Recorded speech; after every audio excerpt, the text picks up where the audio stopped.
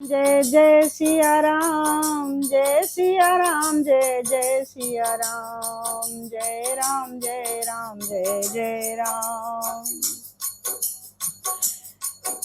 तो सब दर्शी सुनिए प्रभु, कारज शोक बेग उपाय, होय मरण जय बिनहि श्रम, दुसह विपत्ति बिहाय। तो हे सर्वदर्शी प्रभु, सुनिए और शीघ्र वो उपाय कीजिए जिससे मेरा मरण हो और बिना ही परिश्रम असह्य विपत्ति दूर हो जाए। यही विधि दुखित प्रजेश कुमारी, अखतनीय दारुण दुख भारी, बीते संबत सहत 87, तजी समाधि शंभु अविनाशी। दक्ष तुजा सती जी इस प्रकार से बहुत दुखी थी। उनको इतना दारुण दुख था कि जिसका वर्णन नहीं किया जा सकता। 87,000 वर्ष बीत जाने पर अविनाशी शिव जी ने समाधि खोली। राम नाम शिव सुमिरन लागे, जान्यो सती जगत पति जागे, जाए शंभु पद बंदन कीन्हा, सन्मुख शंकर आसन दीन्हा। शिव जी राम नाम का स्मरण करने लगे। तब सती जी ने जाना कि अब जगत के पति स्वामी शिव जी जाग चुके हैं। उन्होंने जाकर शिव जी के चरणों में प्रणाम किया। शिव जी ने उन्हें बैठने के लिए कहा और अपने सामने आसन दे दिया बैठने के लिए। कहने लगे हरि कथा रसाला, दक्ष प्रजेश भये ते ही काला, देखा विधि विचार सब लायक, दक्ष ही कीन प्रजापति नायक। शिव जी भगवान हरि की रहस्यमयी कथाएं कहने लगे। उसी समय दक्ष प्रजापति हुए। ब्रह्मा जी ने सब प्रकार से योग्य देखकर समझकर दक्ष को प्रजापतियों का नायक बना दिया। बड़े अधिकार दक्ष जब पावा, अति अभिमान हृदय तब आवा, नहीं को वस जग माही, प्रभुता पाए जाए मद नाही, नहीं को वस जन्मा जग माही, प्रभुता पाए जाए मद नाही। जब दक्ष ने इतना बड़ा अधिकार पाया तब उनके हृदय में अत्यंत अभिमान आ गया। जगत में ऐसा कोई नहीं पैदा हुआ है जिसको प्रभुता पा करके मद ना हो, अभिमान ना हो। दक्ष लिए मुनि बोल सब, करन लगे बड़ जाग, निवते सादर सकल सुरे, जे पावत मख भाग। दक्ष ने सब मुनियों को बुला लिया और वे बड़ा यज्ञ करने लगे। जो देवता यज्ञ का भाग पाते हैं, दक्ष ने उन सब को आदर सहित निमंत्रित किया। किन्नर नाग सिद्ध गंधर्वा, बंधु बनु बधुन समेत चले सुर सरवा, विष्णु विरंच महेश बिहाई, चले सकल सुर जान बनाई। दक्ष का निमंत्रण पाकर किन्नर नाग सिद्ध गंधर्व और सब देवता अपनी अपनी स्त्रियों के सहित चले। विष्णु ब्रह्मा और महादेव जी को छोड़कर सभी देवता अपना अपना विमान सजा करके चल पड़े। सती बिलो के बेओ में विमाना, जात चले सुंदर विधि नाना, सुर सुंदरी करहि कल गाना, सुनत श्रवण छूटहि मन ध्याना। सती जी ने देखा अनेकों प्रकार के सुंदर विमान आकाश में चले जा रहे हैं। देव सुंदरियां मधुर मधुर गान कर रही हैं, जिन्हें सुनकर मुनियों का भी ध्यान छूट जा रहा है। पूछे तब शिव कहे बखानी, पिता यज्ञ सुन कछुहर सानी, जो महेश मोहि आय सुदेही, कछु दिन जाए रहूं मिसेही। सती जी ने विमानों में देवताओं के जाने का कारण पूछा। तब श्री शिव जी ने भगवान ने सब बातें बतलाई।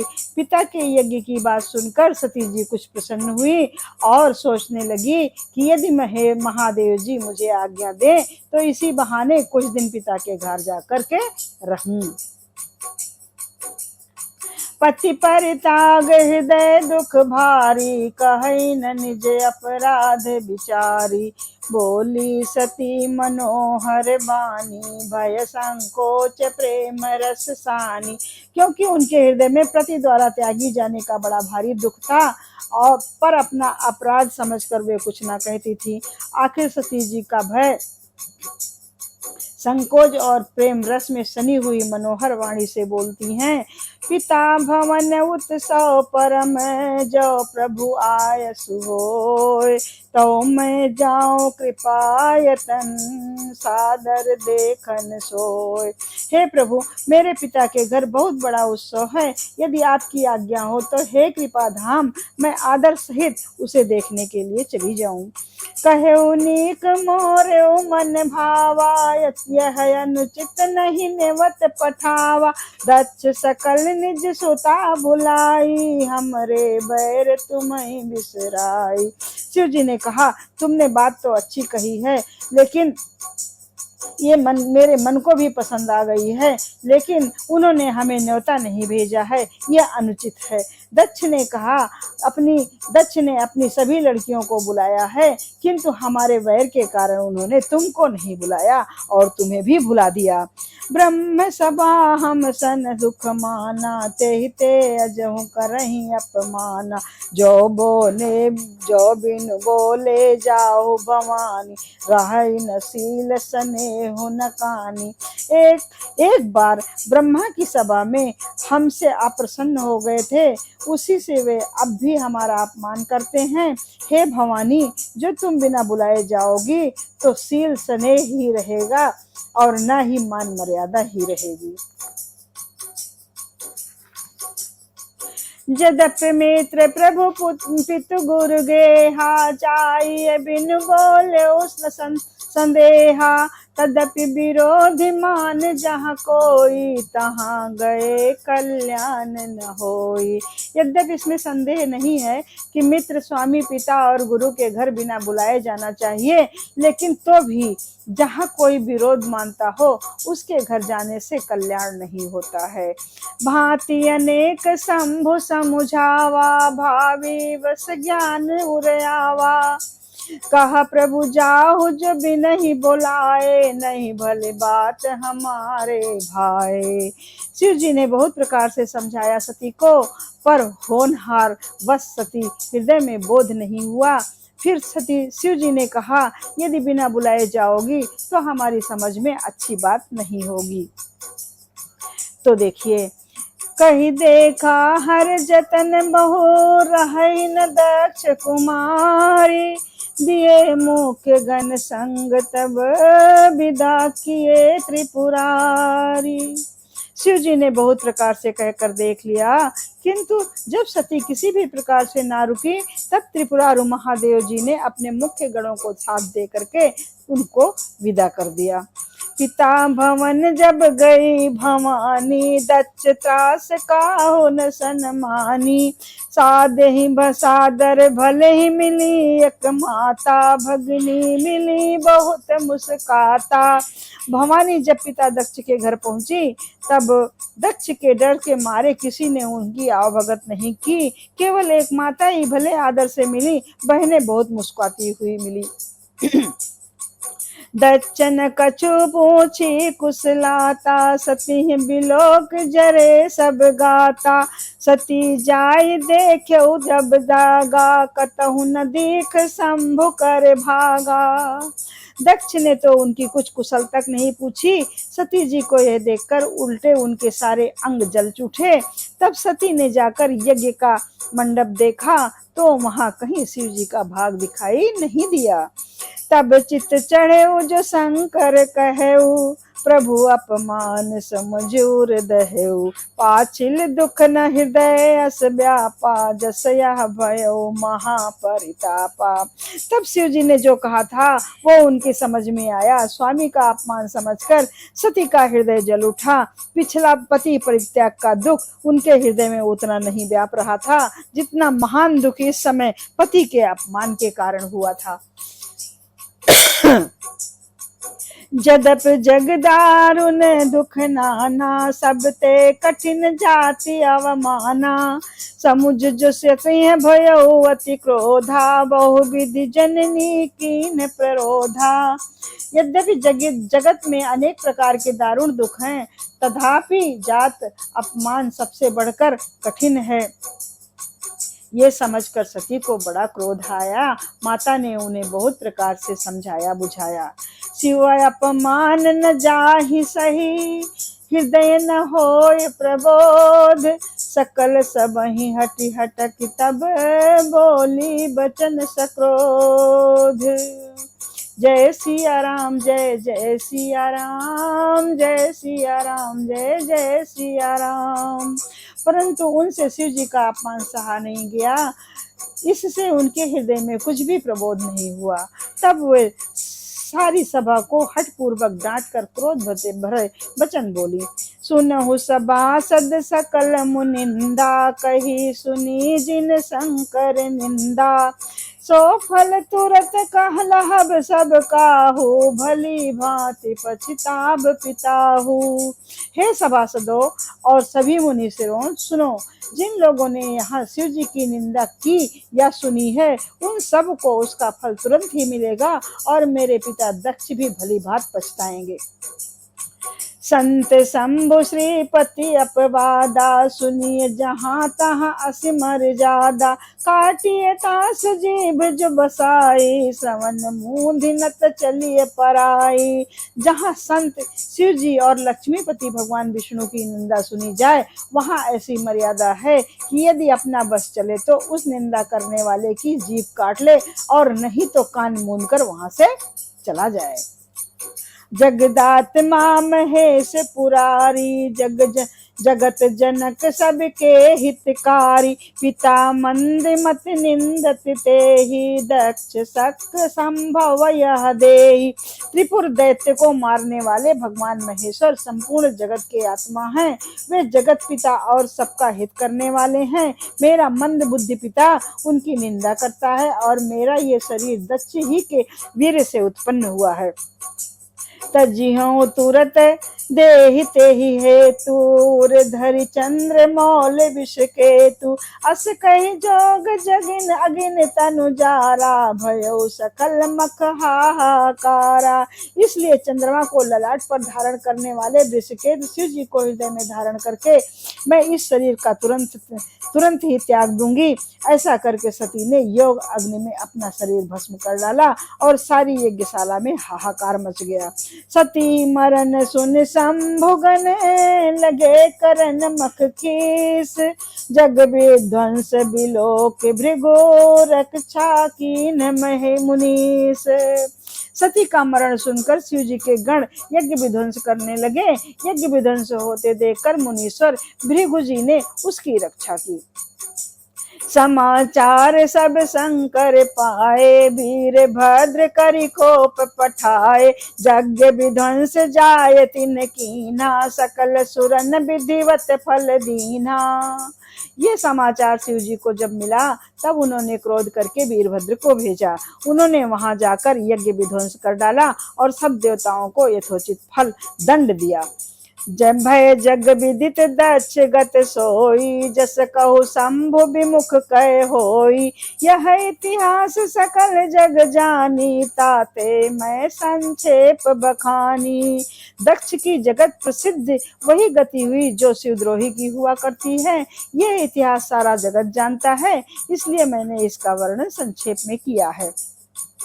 सती मरत हरिसन बर मांगा, जन्म जन्म शिव पद अनुरागा। तेहि कारण हिम गिर ग्रह जाई, जनमी पार्वती तनु पाई। सती ने मरते समय भगवान हरि से ये वर मांगा कि मेरा जन्म जन्म तक शिव के चरणों में अनुराग बना रहे। इसी कारण उन्होंने हिमाचल के घर जाकर पार्वती के शरीर से जन्म लिया। जब ते उमा शैल गृह आई, सकल सिद्धि संपत्ति तह छाई। जहाँ तहाँ मुनि न सुआश्रम कीन्हे, उचित बास हिम भूधर दीन्हे। जब से उमा जी इस भीमांचल के घर जन्मी, तब से वहाँ सारी सिद्धियां और संपत्तियां छा गई। मुनियों ने जहाँ तहाँ सुंदर आश्रम बना लिए और हिमाचल ने उनको उचित स्थान दिए।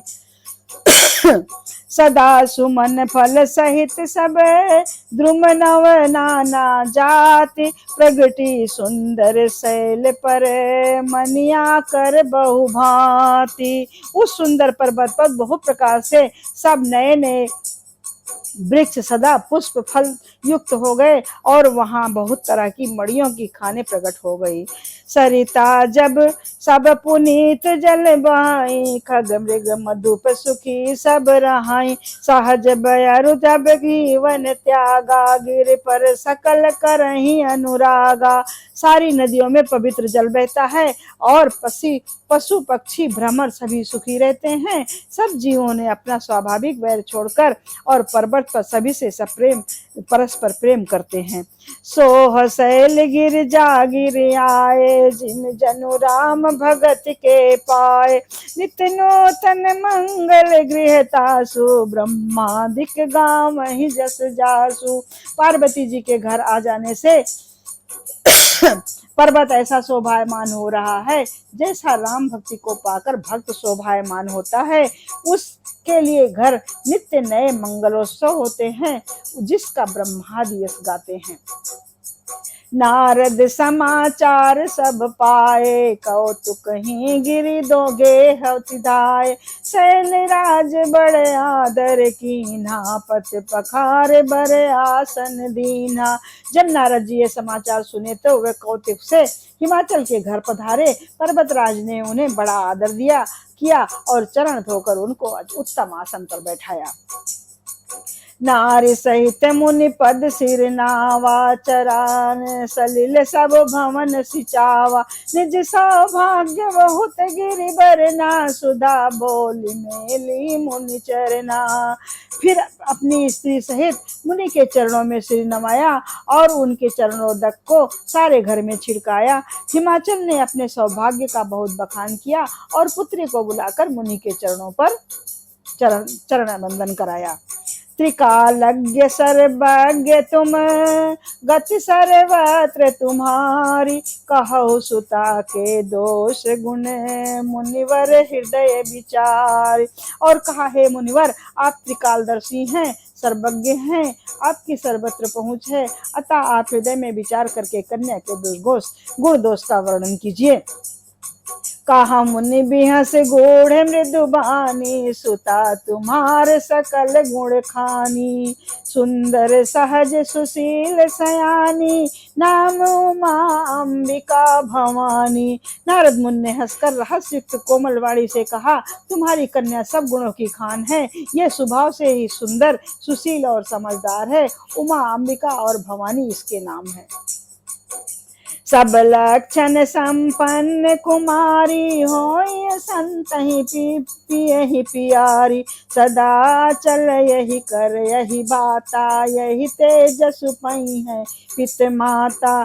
कन्या सब सुलक्षणों से संपन्न है, ये अपने पति को सदा ही प्यारी होगी, इसका सुहाग सदा अचल रहेगा और इससे इसके माता पिता बहुत यश पाएंगे।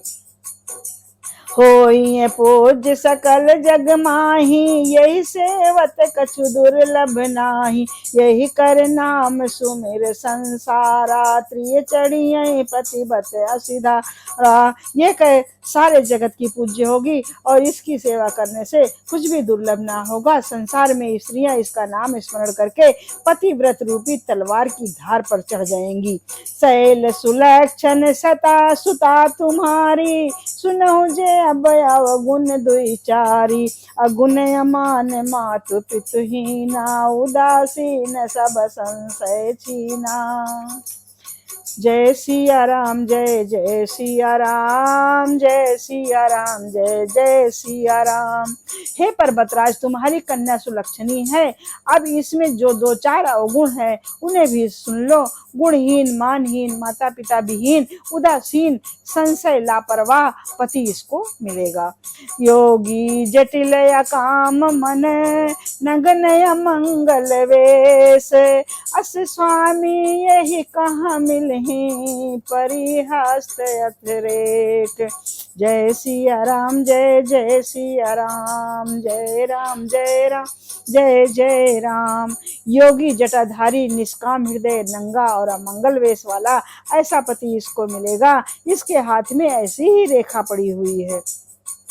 सुनि मुनि गिरा सत्य जिय जानी, दुख दंपति उमा हरसानी। नारद हूँ यह भेद न जाना, दशा एक समुझब बिल गाना। नारद मुनि की वाणी सुनकर और उसको हृदय में सत्य जानकर पति पत्नी हिमवान और मैना को बहुत दुख हुआ, लेकिन पार्वती जी मन ही मन प्रसन्न होती हैं। नारद जी ने भी इस रहस्य को नहीं जाना, क्योंकि सबकी बाहरी दशा एक सी होने पर भी भीतरी समझ में भिन्न भिन्न थी। सकल सखी गिरजा गिरि मैना, पुलक शरीर भरे जल नैना। होई न मृषा देव ऋषि भाषा, उमा सो बचन हृदय धरि राखा। सारी सखियां पार्वती, पर्वतराज, हिमवान और मैना सभी के शरीर पुलकित थे और सभी के नेत्रों में जल भरा था। देवर्षि के वचन सत्य नहीं हो सकते, ये विचार कर असत्य नहीं हो सकते, ये विचार कर पार्वती ने उन वचनों को हृदय में धारण कर लिया। उपजेव शिव पद कमल सनेहु, मिलन कठिन मन भाषण देहु। जानुकु अवसर प्रीति दुराई, सखी ओ छंग बैठी पुनि जाई। उन्हें शिव जी के चरण कमलों में स्नेह उत्पन्न हो आया, परंतु मन में ये संदेह हुआ कि उनका मिलना कठिन है। अवसर ठीक ना जानकर उमा ने अपने प्रेम को छिपा लिया और वे फिर सखी की गोद में जाकर के बैठ गई। झूठ न होए देव ऋषि बानी, सोचई संपत्ति सखी सयानी। उर्धरि धीर कहाई गिरिराऊ, कहो नाथ का करिए उपाऊ। देवर्षि की वाणी झूठी नहीं होगी, ये विचार कर हिमवान, मैना और सारी चतुर सखियां चिंता करने लगी। फिर हृदय में धीरज धरकर पर्वतराज ने कहा, हे नाथ कहिए अब क्या उपाय किया जाए। कहा मुनीत हिमवंत सुनो, जो विधि लिखा लीलार। देव धनुज नर नाग मुनि, को न मेटन हार। देव धनुज नर नाग मुनि, को न मेटन हार। मुनीश्वर ने कहा, हे हिमवान सुनो, विधाता ने ललाट पर जो कुछ भी लिख दिया है मस्तक पर, उसको देवता, दानव, मनुष्य, नाग, मुनि और गंधर्व कोई भी नहीं मिटा सकते हैं। तदप एक मैं कहूँ पाई, होई करे जो देव सहाय।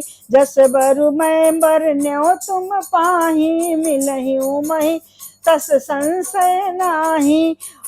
तो भी एक उपाय मैं बताता हूँ, यदि देव सहायता करें तो वो सिद्ध हो सकता है। उमा को वर तो निसंदेह वैसा ही मिलेगा जैसा मैंने तुम्हारे सामने वर्णन किया है। जे जे बर के दोष बखाने, ते सब शिव पहि महिमय अनुमाने। जो विबाहु शंकर सन होई, दोषों गुण सम कहा सब कोई। परंतु मैंने वर के जो जो दोष बताए हैं, मेरे अनुमान से वे सभी शिव जी में हैं। यदि शिव जी के साथ विवाह हो जाए तो दोषों को भी सब लोग गुणों के समान ही कहेंगे। जो अहिसेज शयन हरि करही, बुधे कछुतिन कर दोष न धरही। भानु कृषान सर्व रस खाही, तिन कहा मंद कहत को नाही। जैसे विष्णु भगवान शेषनाग की सैया पर सोते हैं तो भी पंडित लोग उनको कोई दोष नहीं लगाते हैं। सूर्य और अग्निदेव अच्छे बुरे सभी रसों का भक्षण करते हैं, परंतु उनको कोई बुरा नहीं कहता है। शुभ अरु अशुभ सलिल सब बहई, सुर सर को पापुनीत न कहई, समरत कहूँ नहीं दोष गुसाई, रवि पावक सुर सर की नाई। गंगा जी में शुभ और अशुभ सभी जल बहता है, पर उन्हें कोई अपवित्र नहीं कहता है। सूर्य, अग्नि और गंगा जी की भांति समर्थ को कुछ भी दोष नहीं लगता है। जो अस ही हिस्सा करहि नर, जड़ विवेक अभिमान, पर ही कलप भर नरक महू, जीव की इस समान। यदि मूर्ख मनुष्य ज्ञान के अभिमान से इस प्रकार का होड़ लगाते हैं तो वे कल्प भर के लिए नरक में पड़ते हैं। भला कहीं जीव और ईश्वर के समान सर्वथा स्वतंत्र हो सकता है? सुर सर जल कृति बारुनि जाना, कबहु न संत करहि तेहि पाना, सुर सर मिले सो पावन जैसे, ईस अनी सही अंतर तैसे। गंगा जल से बनाई हुई मदिरा को जानकर संत लोग भी कभी उसका पान नहीं करते हैं, पर वही गंगा जी में मिल जाने पर जैसे पवित्र हो जाती है, ईश्वर और जीव में भी वैसा ही भेद है। शंभु सहज समरथ भगवाना, यही विवाह सब विधि कल्याणा, दुराराध्य पै अहि महेशु, आशुतोष पुण्य किए कलेशु। शिव जी सहज और समर्थ हैं, क्योंकि वे भगवान हैं, इसलिए इस विवाह में सब प्रकार से कल्याण है। परंतु महादेव जी की आराधना बड़ी कठिन है, फिर भी क्लेश है। तप करने से वे बहुत जल्दी संतुष्ट हो जाते हैं। जो तप करे कुमारी तुम्हारी, भाव्यु मेट सकई न त्रिपुरारी, यद्यपि बर अनेक जग माही, यह कहाँ सिमु सज दूसर नाही। यदि तुम्हारी कन्या तप करे तो त्रिपुरारी महादेव जी होनहार को मिटा सकते हैं। यद्यपि संसार में वर अनेक हैं, पर इसके लिए शिव जी को छोड़कर कोई दूसरा वर नहीं है। वरदायक प्रणतारक भंजन, कृपा सिंधु सेवक मनरंजन, इच्छित फल बिनु शिव अवराधे, लही न कोट जोक जब साधे। शिव जी वर देने वाले, शरणागतों के दुखों का नाश करने वाले हैं, कृपा के समुद्र और सेवकों के मन को प्रसन्न करने वाले हैं। शिव जी की आराधना किए बिना करोड़ों योग और जप करने पर भी वांछित फल नहीं मिलता है। अस कही नारद सुमिर हरि, गिर जहि दीन आशीष, होई यह कल्याण अब संशय तजहु गिरीश। ऐसा कर भगवान का स्मरण करके नारद जी ने पार्वती जी को आशीर्वाद दिया और कहा कि हे पर्वतराज, तुम संदेह त्याग दो और अब इसका हर तरह से कल्याण ही होगा। अस कही ब्रह्म भवन मुनि गयो, आगिल चरित सुनहु जस भयो, पति एकांत पाए कहा मैं, नाथ न मैं समझे मुनि बहना।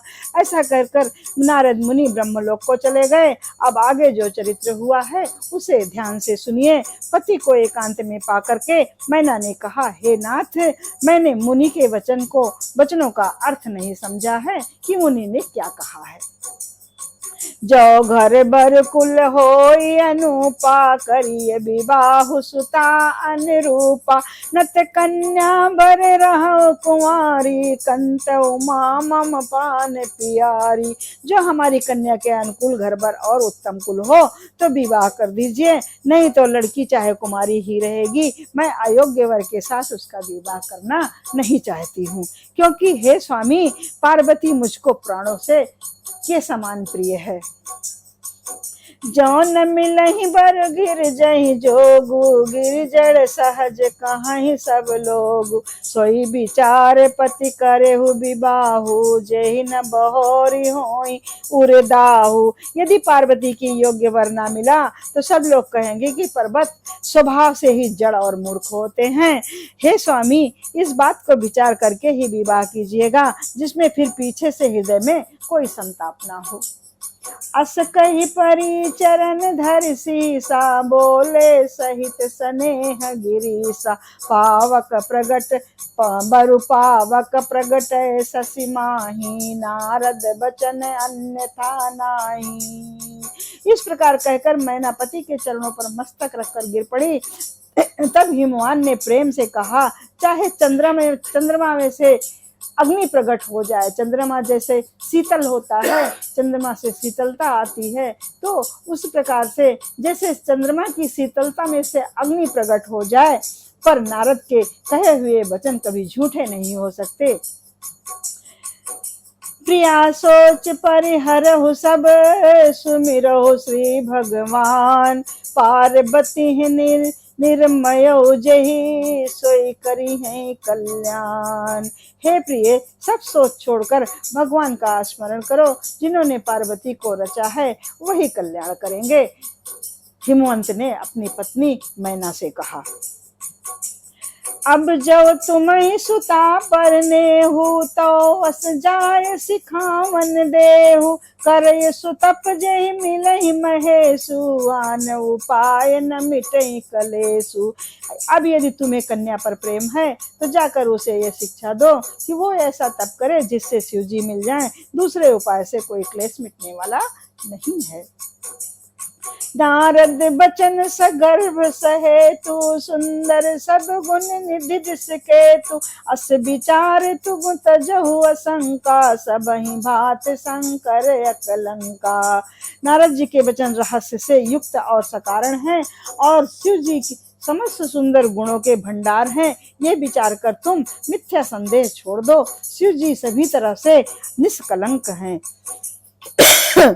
सुनि पति बचन हरस मन माही, गई तुरत उठ गिर जा पाही। उमहि बिलोक नयन भरी बारी, सहित स्नेह गोद बैठारी।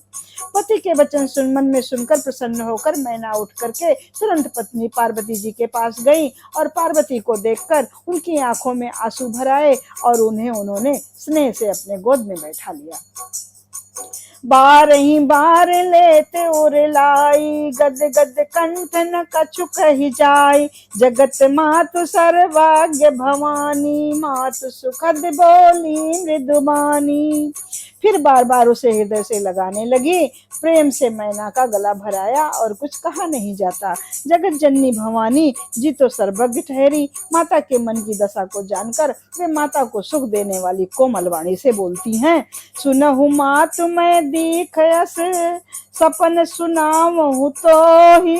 सुंदर गौर सुविप्रवर, अस उपदेश हु मोही।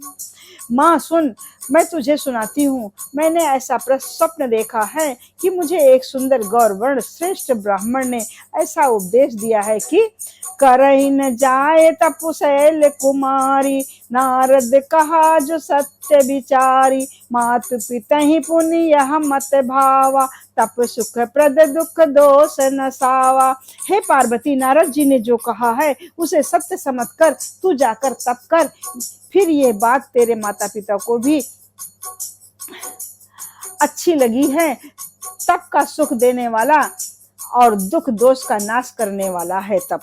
तो पार्वती जी ने अपना स्वप्न अपनी माता को सुनाया। तप बल रचय प्रपंच विधाता, तप बल विष्णु सकल जग त्राता।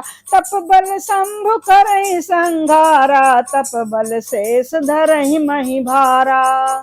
तप के बल से ही ब्रह्मा संसार की रचना करते हैं और तप के बल से ही विष्णु सारे जगत का पालन करते हैं और तप के बल से ही श्री शंभु भगवान रुद्र रूप से जगत का संहार करते हैं और तप के बल से ही शेष जी पृथ्वी का भार धारण करते हैं। शेष जी के मस्तक पर पृथ्वी का निवास है। तप आधार सब श्रेष्ठ भवानी, करहि जाय तप अस जिय जानी। सुनत बचन विस्मित महतारी, सपन सुनायो गिरहि हकारी। हे भवानी, सारी सृष्टि के तप के ही आधार पर है ऐसा जी में जानकर तू जाकर के तप कर। यह बात सुनकर माता को बड़ा अचरज हुआ और उसने हिमवंत को बुला करके स्वप्न सुनाया। मातु पितहि बहुविधि समुझाई, चली उमा तपहित हर साई। प्रिय परिवार पितारु माता, भय विकल मुख आव न बाता। माता पिता को बहुत तरह से समझाकर बड़े हर्ष के साथ पार्वती जी तप करने के लिए चल पड़ी। प्यारे कुटुंबी, माता और पिता सब व्याकुल हो गए, किसी के मुंह से बात नहीं निकलती। वेद शिरा मुनि आए, तब सब ही कहा समुझाए। पार्वती महिमा सुनत रहे, प्रबोध ही पाए। तब वेद शिरा मुनि ने आकर सबको समझा कर कहा। पार्वती जी की महिमा सुनकर सबको समाधान हो गया।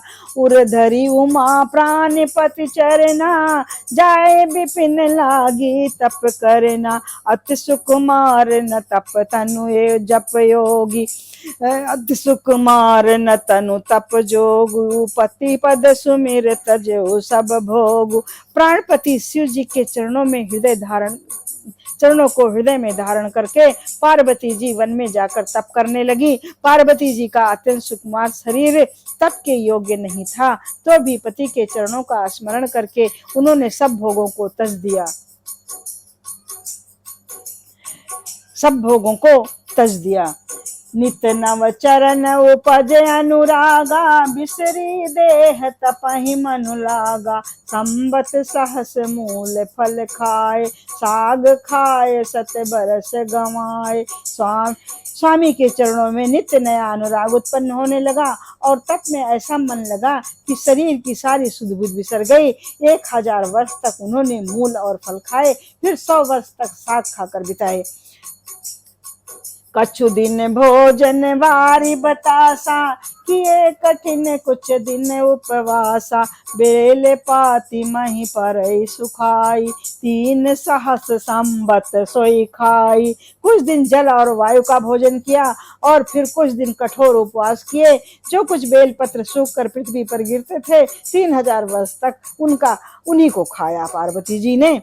पुनि परिहरे सुखानि अपरना, उमहि नाम तब भयउ अपर्णा। देखि उमहि तप खीन शरीरा, ब्रह्म गिरा भय गगन गंभीरा।